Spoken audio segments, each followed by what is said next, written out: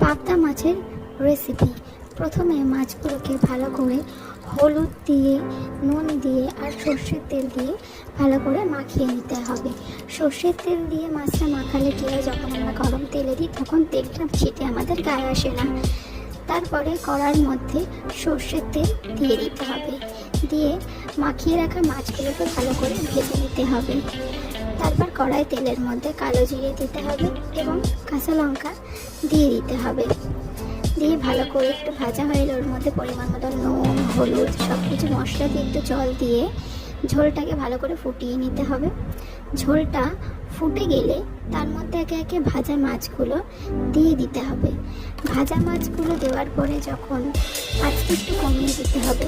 তারপর ভালো করে ঝোলটা ফুটে গেলে সেই মাছের ঝালটাকে নামিয়ে নিতে হবে। তারপর রেডি আমাদের পাবদা মাছের ঝাল।